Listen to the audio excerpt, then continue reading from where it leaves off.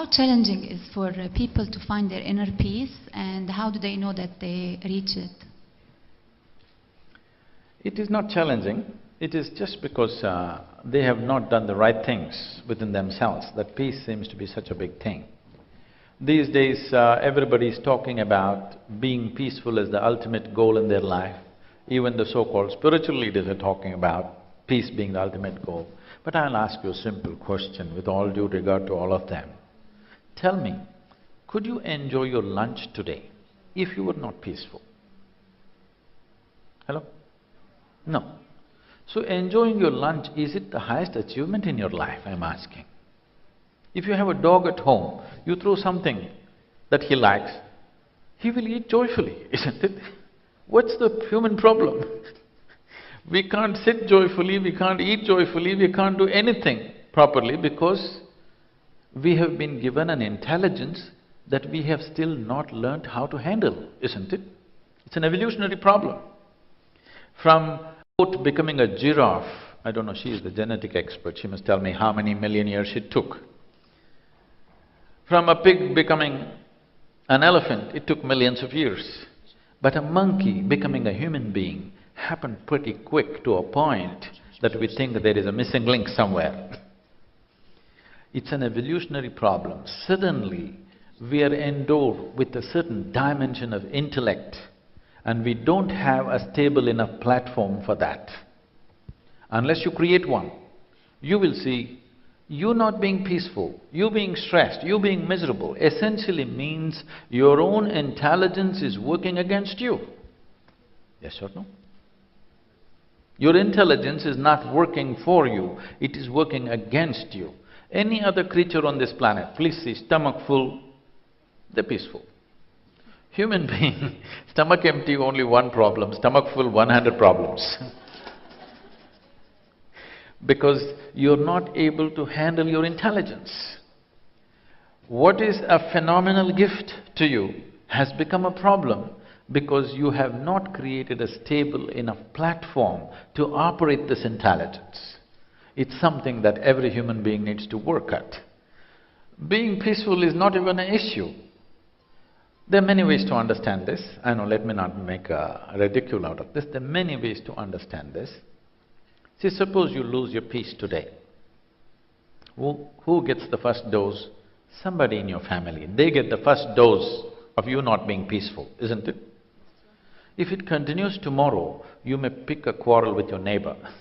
If it continues tomorrow, you may end up fighting on the street with somebody. If it continues tomorrow, you go to your workplace and yell at your boss. The moment you yell at your boss, everybody knows that you need medical attention. When you screamed at your family, they thought it's normal. But if you scream in a place where it's going to have serious consequences for you, everybody knows that you need medical attention. If they take you to your doctor, initially he tries to talk you out of it, it usually doesn't work, so he throws a pill into you. A little pill if you take, you become peaceful. Maybe not forever, for a certain amount of time.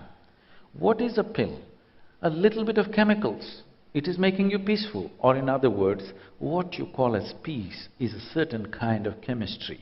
What you call as joy is another kind of chemistry. What you call as ecstasy is another kind of chemistry. Agony is another kind of chemistry. Misery is another kind of chemistry. Stress and every human experience has a chemical basis to it. Now I'm talking about a technology through which you can create the right kind of chemistry, a chemistry of blissfulness. I mean, Raid has been saying very proudly about 2 million volunteers and all this stuff. I want you to understand what it means.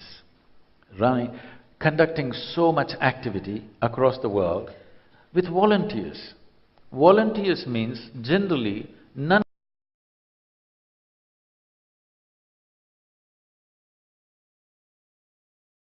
of them are qualified for the job that they're doing. Okay? Yes, they're enthusiastic, but they don't know what the hell to do. So management is 24 hours, okay? And you can't fire them because they're volunteers. So if anybody has to go crazy on this planet, I must be the first one. But I will not, because I'm made like this.